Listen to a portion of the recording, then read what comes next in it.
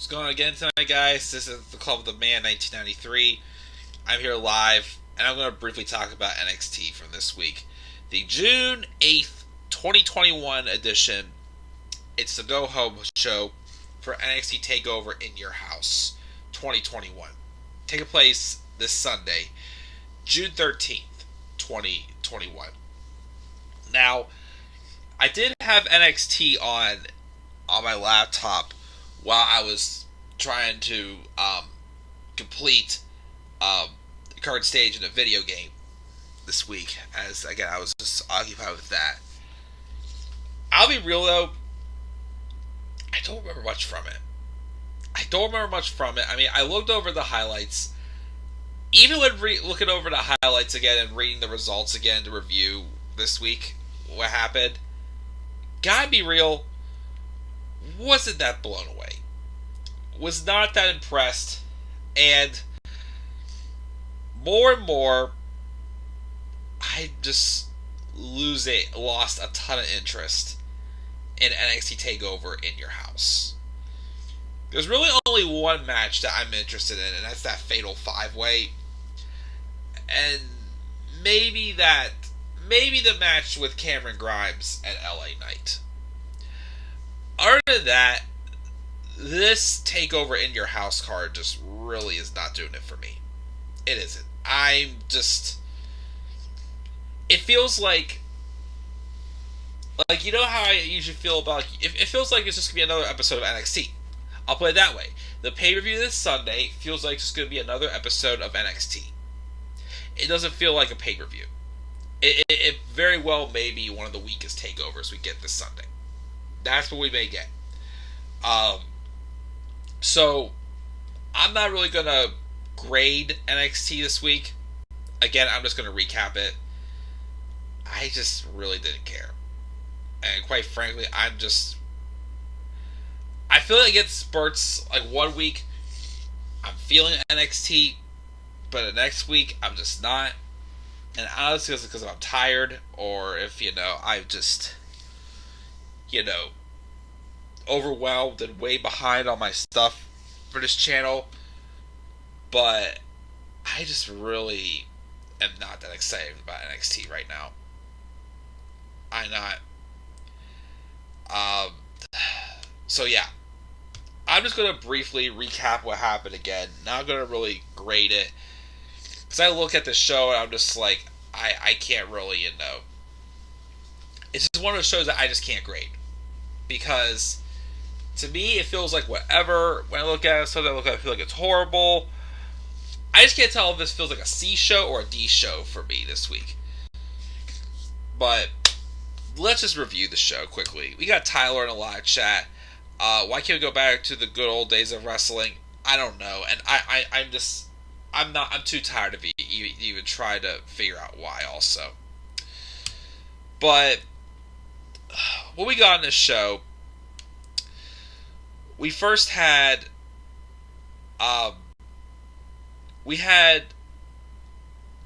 Theory and Oney Lorcan bickering backstage at one point.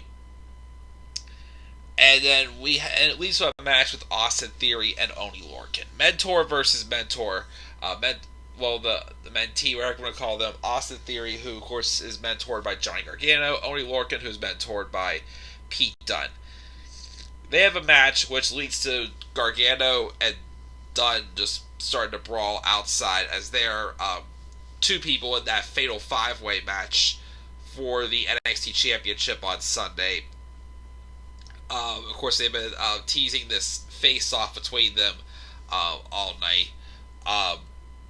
But Oney Lorcan won the match. LA Knight cuts a promo about Teddy DiBiase, saying how you talk about how Teddy DiBiase talks about the $1 million legacy, and you're talking about a guy to carry it if there's one choice, LA Knight.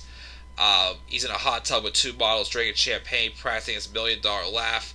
They laugh with him until he tells them to knock it off. And then next he shows off his sports car. Hyping up that Teddy DiBiase is going to be here with an announcement. Obviously, as again, Cameron Grimes and LA Knight are basically fighting to see who was going to carry on the legacy of Ted DiBiase. Um, Let me see here. We have a segment with the Legado del Fantasma, obviously not being happy that Bronson Reed got involved in their match for the tag titles last week. Um, so it leads to them having a very thrown together. They're having a winner take all match with Legado del Fantasma and then Bronson Reed and MSK, which really does not excite me much at all. I mean, I love MSK. I like Bronson Reed. And I do like Santos Escobar. But Mendoza and Wild, they've had how many opportunities for the tag titles, so I'm not that excited about that match. I just, again, this feels very half-assed, very thrown together. I would have been okay with just Bronson Reed versus Santos Escobar. If they were going to do a winner take all match, I felt they should have done what's it called? Them versus Reed and MSK versus Hit Row. Isaiah Swerve Scott and Top Dollar and Ashante Theodonis, or whatever the heck his name is. They should have done that. That would have been a little more interesting. But, yeah. MSK and Bronson Reed versus Legado del Fantasma just screams weekly television match to me. So, yeah, I don't care about that. Speaking of which, Isaiah Swerve Scott defeated Killian Dane. And then we have this segment with Poppy arriving, the rock star, whatever her name is. And then Candice LeRae confronts her. And then also we have Dexter Lumis give her a fan photo and gives her a hug, and then Indy Hartwell gets jealous of it. This stuff with Indy Hartwell and Dexter Lumis just has to end. It's so weird.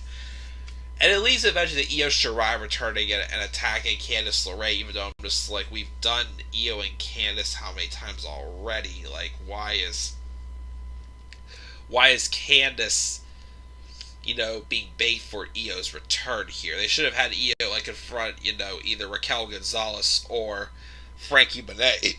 Excuse me. But instead, whatever. Cameron Grimes has a segment showing off his wealth. Does a cannonball into a pool, lights a cigar with $100 bill, but coughs it up trying to smoke and nearly chokes on the whiskey he tries to drink. He says he's going to take Ted DiBiase's legacy to the moon. Mercedes Martinez then tries to come out here, but Xia Li jumps her before the match. And then Mercedes Martinez still wins her match and beats her opponent, Amari Miller, or whatever the heck it is. We're having this match with Mackenzie and... not Mackenzie. Look at me. I am so lost. I am just so...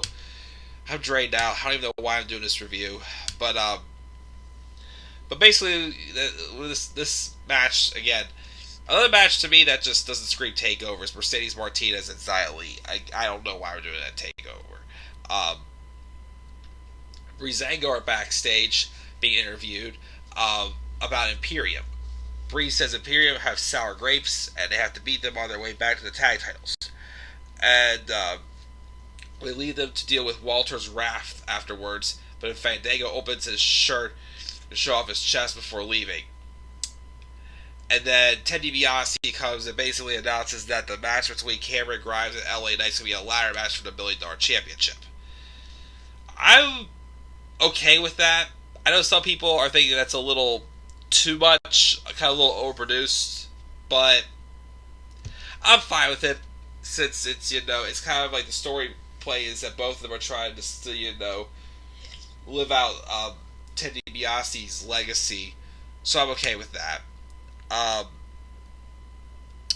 Grizzled Young Veterans defeated August Gray and Ike Jiro, whatever his name is, After the match, though, that they have a confrontation with Tommaso Ciampa and Timothy Thatcher, basically saying that you're not going to get a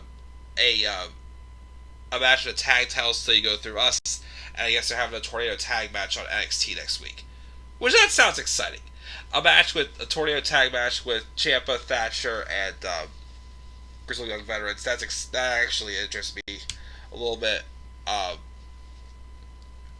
Bobby Fish was working out in the Performance Center. Had that match with him and Oney Lorcan, and then Dakota Kai took on Ember Moon. Ember Moon, though, won by DQ after Raquel Gonzalez interfered because they're having a match on Sunday. And then we have a big brawl to end the show between the 5 people in the Fatal 5-Way. You guys can tell I literally don't care. I really don't care. Yeah. That's my view of NXT, guys. I'm beat. I'm tired. And my nose is running. Check the live chat before I go off the air. I have no grade. I don't know what you meant by that, but I'm getting off, guys. I can't focus. I'm probably not going to do any more reviews today. Leave us down in the comment section below. Slap a like on the video. Subscribe more content to my channel. Follow me on Twitter at 3. I'm checking out, guys. I'm going to bed. I'm tired. Good night. Peace out, everybody.